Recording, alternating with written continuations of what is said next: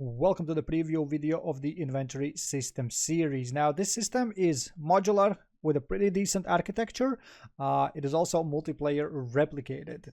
Very easy to set up. You can reuse this template in pretty much any project within minutes. All you gotta do is just copy the inventory folder, which contains all the widgets, components, all that good stuff, including the inputs as well. And then, well, you just run your initialization on your character, which if it opens soon, there is the initialization. So this one is for the equipment, which is a replicated part.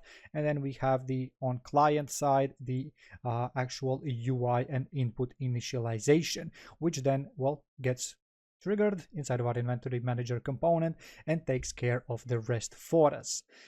Now, real quick, let me show you how it looks like. So it is replicated, so I'm not going to bother showing the other guy. We have our equipment pieces that we can wear. We have a bunch of items, stackable, non-stackable, all that good stuff. We have our chests. We have our player crafting that allows us to craft things in a queue if we would like to as well. Now we also have the external crafting benches as well, so we can move things to it. You can hold control to move one by one, shift right click to move half a stacks. All that stuff is available.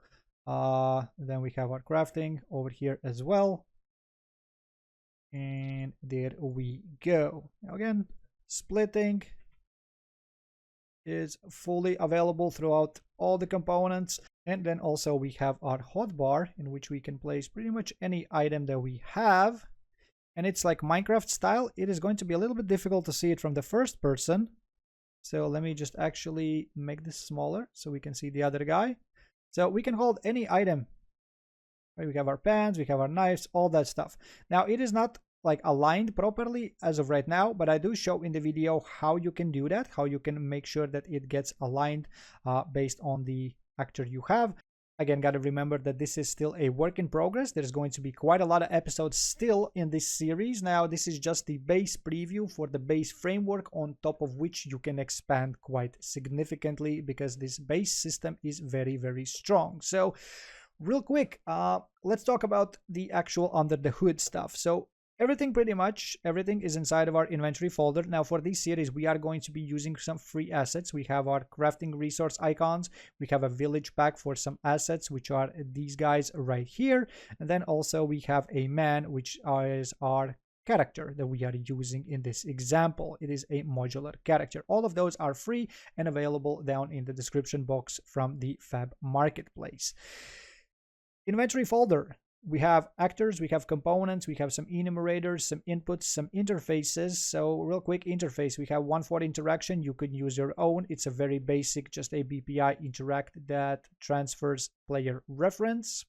Then we have a BPI inventory that has our pickup item stuff, returning the inventory components, trying to move items, transferring items, returning slot data, dropping things into the level, setting the slot data, all that stuff, which works for our inventory component and our equipment component. So it is reused throughout majority of our components, well, at least the ones that it actually needs.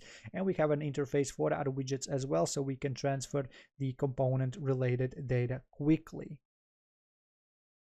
Now, the inventory components themselves are very modular and easy to use. Now, let me show you real quick how this chest was made. If we open up the actor, it has nothing.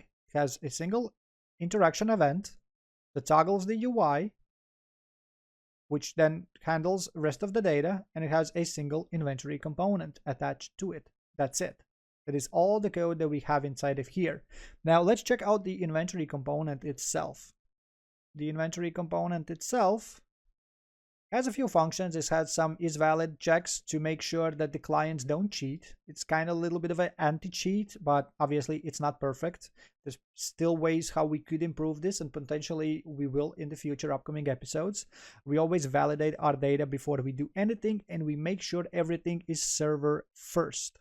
So server will handle picking up items, dropping items, moving items, refreshing the UIs. UIs are getting refreshed on event dispatchers. So whenever we make changes to our slots, we instantly trigger the refresh for the clients that actually need it at that point. This whole system is entirely built in blueprints, so you don't need any C++ for this. every single one of our components is modular, so you could even not have a specific component if you don't want it. It is getting basically UI is like the handler for this.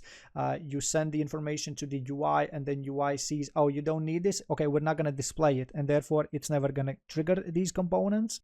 Our items are data driven, so that we are using data assets. So this is our base item.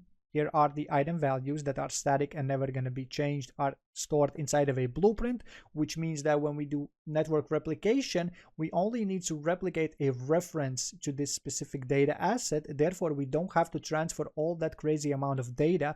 For example, in my previous episodes, I did data tables with structures.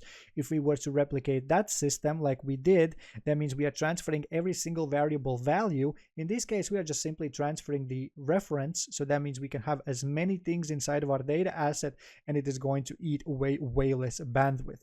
And the same logic applies for our crafting recipes as well. Very easy to set those up over here as well. So again, I would like to point out that this system is very easy to be reused in any system, any project. Very quick setup, very modular, and very easy to expand upon this. Again, this is base framework, and we're going to improve heavily on this. If you have any suggestions, feel free to leave them down in the comment section, or better yet, join my Discord where I have a thread on these series where you can add your suggestions. There's quite a few already over there. I'm going to do my best to implement them as quick as possible. For now, again, like always, I will have one episode per week. So every Wednesday, we're going to have another inventory series episode.